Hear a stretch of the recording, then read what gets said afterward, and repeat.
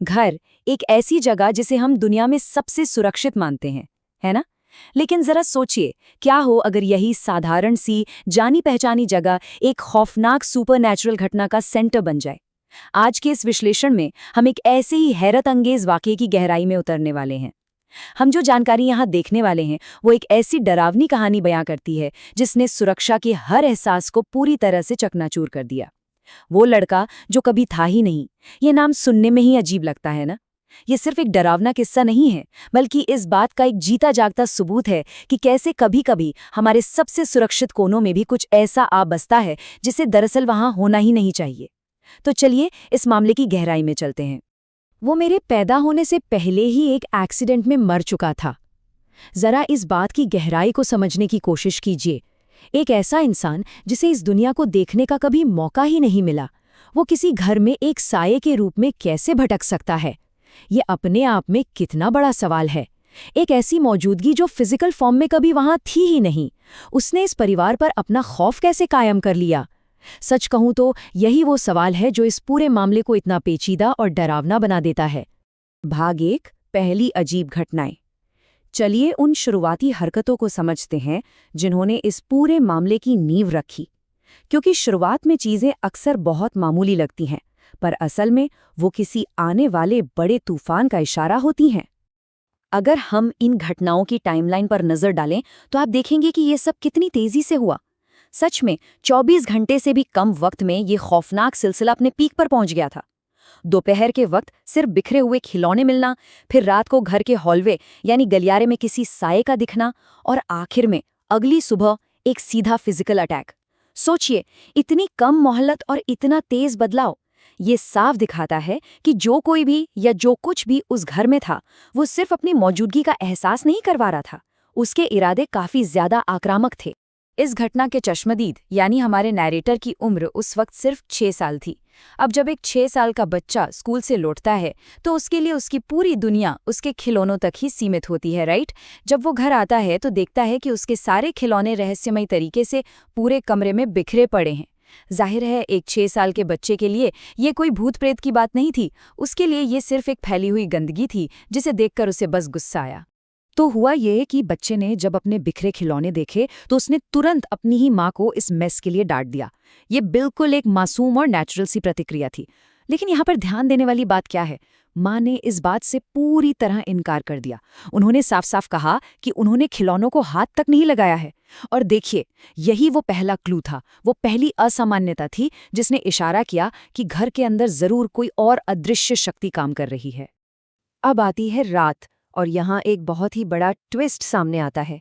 पिताजी जगे हुए थे और उन्होंने अंधेरे में किसी बच्चे को बाथरूम की तरफ जाते हुए देखा। उन्हें लगा कि जाहिर सी बात है उनका 6 साल का बेटा ही होगा, तो उन्होंने आवाज लगाई और उसे वापस बिस्तर पर जाने को कहा। पर असलियत क्या थी? असलियत ये थी कि वो बच्चा तो अपनी माँ के साथ बिस्तर पर बिल्कुल सुरक्षित सो रहा था। जरा उस पल की कल्पना कीजिए, जब माँ बाप ने कमरे में जाकर अपने बच्चे को सोते हुए देखा होगा तो उन्हें कैसा झटका लगा होगा। अगर उनका बच्चा बिस्तर पर सोता हुआ मिला तो अंधेरे हॉलवे में बाथरूम की तरफ जाने वाला आखिर था कौन? भाग 2, खौफ का बढ़ना और हमला। अब ये मामला सिर्फ किसी अजीब एहसास या भ्रम तक सीमित नहीं रह गया था। अब ये एक सॉलिड रियल लाइफ खतरे में बदलने वाला था। यहाँ जो सबसे मेन पॉइंट है ना, वो है पूरी तरह से अकेले होना, आइसोलेशन। पिता अपने ऑफिस जा चुके थे, बच्चा स्कूल में था और माँ घर पे बिल्कुल अकेली थी। और आपने नोटिस किया होगा, ऐसे पैरानॉर्मल केसेस में अकेलापन ही सबसे बड़ा हथियार बन जाता है। जब आप अकेले होते हैं तब आप सबसे ज्यादा वल्नरेबल होते हैं, और इसी बात का फायदा उस रहस्यमयी शक्ति ने उठाया जब माँ घर के कामों में बिजी थी और बच्चे के कपड़े लाने के लिए अकेले दूसरे कमरे में जा रही थी। इस फिजिकल अटैक का सीक्वेंस एकदम रोंगटे खड़े कर देने वाला था। चलिए इसको स्टेप बाय स्टेप तोड़ते हैं। माँ बिल्कुल अकेले कपड़े लाने गई थी और तभी अचानक उन्हें पीछे से किसी ने जोर से धक्का दिया। सोचिए, इस अनएक्सपेक्टेड धक्के के बाद जब वो जैसे तैसे संभली और कपड़े उठाकर कमरे से बाहर निकलने लगी तो उनकी नजर जमीन पर पड़ी एक पुरानी तस्वीर पर गई। उस तस्वीर को देखते ही उन्हें इतना गहरा सदमा लगा कि वो उसी वक्त बेहोश होकर जमीन पर गिर पड़ी। ये पूरा सीक्वेंस दिखाता है कि कैसे उस शक्ति ने न सिर्फ फिजिकली हमला किया बल्कि एक बहुत ही भयानक मेंटल अटैक भी किया। तीसरा और आखिरी हिस्सा, खौफनाक सच का पर्दाफाश। यहाँ आकर डर, असलियत और एक पुराने पारिवारिक दुख का आमना सामना होता है। देखते हैं आगे क्या हुआ। तो जब वो 6 साल का बच्चा स्कूल से वापस घर लौटता है तो वो एक बहुत ही डरावना मंजर देखता है। उसकी माँ जमीन पर बेहोश पड़ी हैं। ऑब्वियस सी बात है, एक छोटे बच्चे के लिए ये बिल्कुल खौफनाक था और उसने तुरंत रोना शुरू कर दिया।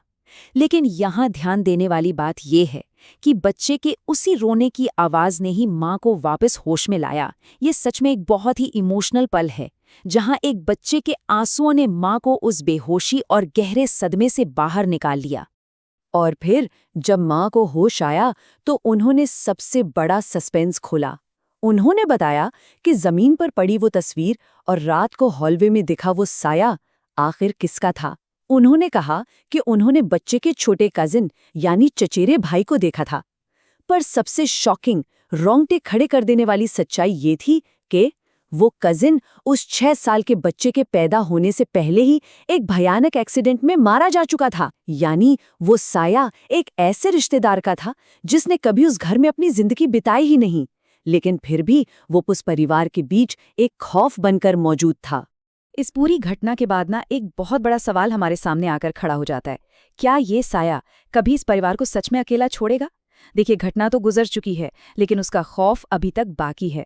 वो बच्चा जो अब बड़ा हो चुका है, आज भी इसी डर में जीता है कि क्या पता किसी दिन वो मरा हुआ कजिन फिर से वापस आ जाए। ये कहानी हमें ये सोचने पे मजबूर कर देती है कि कुछ दुख और कुछ सुपरनैचुरल बंधन शायद कभी पूरी तरह से नहीं टूटते। क्या सच में कुछ साए हमेशा हमारे आसपास मंडराते रहते हैं, बस इस इंतजार में कि कब वे दोबारा अपनी मौजूदगी दिखा सकें? ये एक ऐसी अनसुलझी पहेली और डर है जो शायद ही कभी खत्म हो। वैसे आपको क्या लगता है? आज के विश्लेषण में बस इतना ही। इस सवाल पर जरूर सोचिएगा।